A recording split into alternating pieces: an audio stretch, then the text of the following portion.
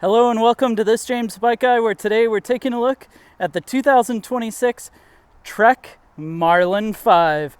This is their Gen 3 version of the Marlin 5, and for 2026 there's been some major updates and you get this really cool color combo. So we're going to dive in to the features and designs of this bike, as well as at the end we'll find out exactly what it weighs. So if this kind of thing is interesting to you, stick around and let's check it out. Speaking Trek Marlin. Now the Marlin 5 is the second level up in their Marlin lineup, and in fact it's one of the best-selling bikes on sale today in the US. And that's because this bike threads the needle between being a capable entry-level mountain bike for somebody just getting into some off-pavement riding, to the type of bike that somebody might buy if they were buying their kid a bike, or just one to sort of get around, maybe commute in, play in the neighborhood. It's really a jack of all trades. And Trek is using this bike as that jack of all trades, even when they have other models like, say, their FX bike, which is their true do-it-all bike. But like many people, some enjoy commuting to work in an SUV or a pickup truck, even when a wagon or a hatchback was maybe the better choice. And so that's exactly what this bike is this Marlin threads the needle between all those different types of things. It's capable of some mountain bike-ish type riding, and it's capable of just having fun and being the bike that you have.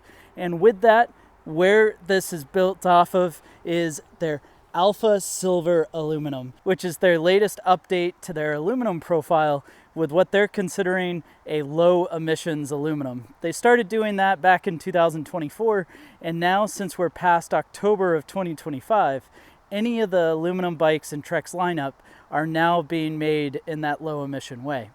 Now, that's something I'd love to dive into further in the future, and if you know more, leave some comments about it down below. But past that, the Gen 3 variant of this bike has updated over its Gen 2 version, which is now a couple years in the rear view. But for the capability of this bike, they've essentially elongated the reach of the bike and slackened it out. So the geometry of this one, in a size medium-large like what's being videoed here, has a head tube angle of 69.5 degrees and a seat tube angle of 71.9 degrees. And so that head tube angle of 69.5 degrees is slacker than the generation prior to this, and not quite as slack and aggressive as, say, what you would get on a Roscoe or even the Excalibur above it, but it is giving some more off-road style chops to this bike. They've also elongated the reach to 434 millimeters, and the stack is a very relaxed and neutral position of 602 millimeters in a size medium large. And so that's giving this frame a lot more capability.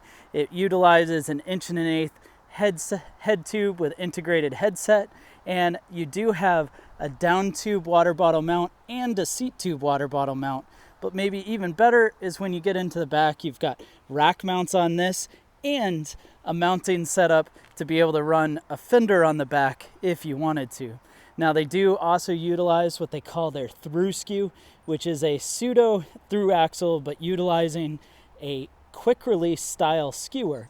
And what that allows for is a much lower repair cost if you needed to upgrade or replace that rear wheel, but some of the self-centering benefits of a through axle. And that carries forward when we look at the front end.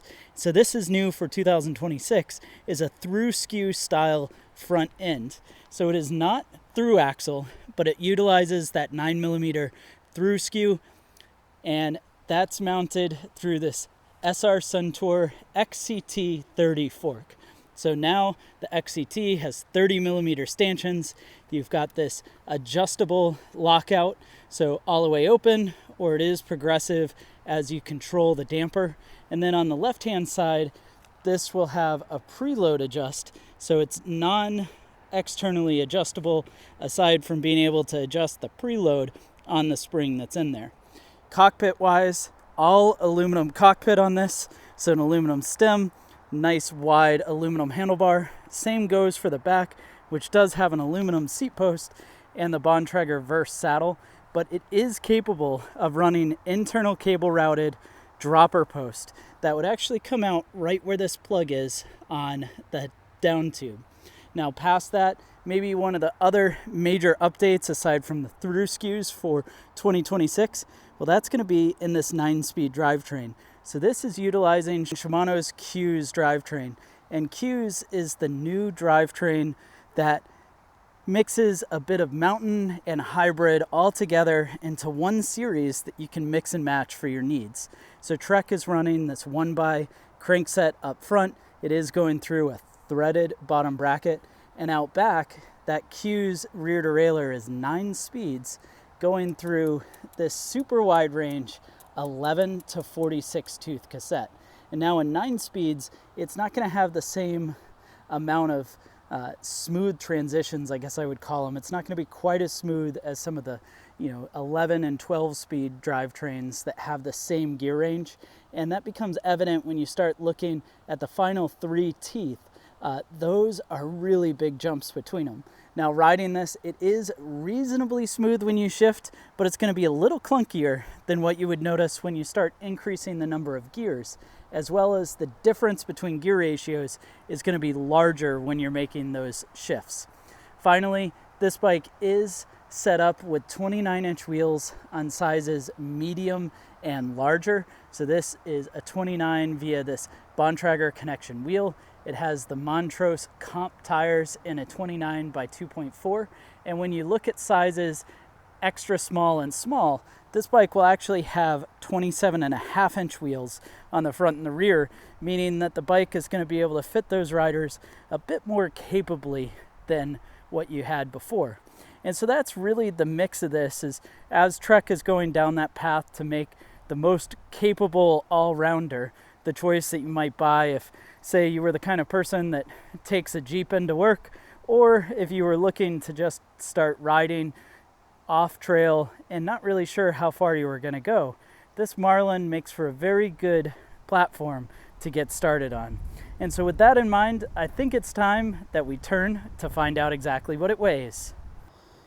And the actual weight of the Trek Marlin 5 in a size medium large comes in and weighs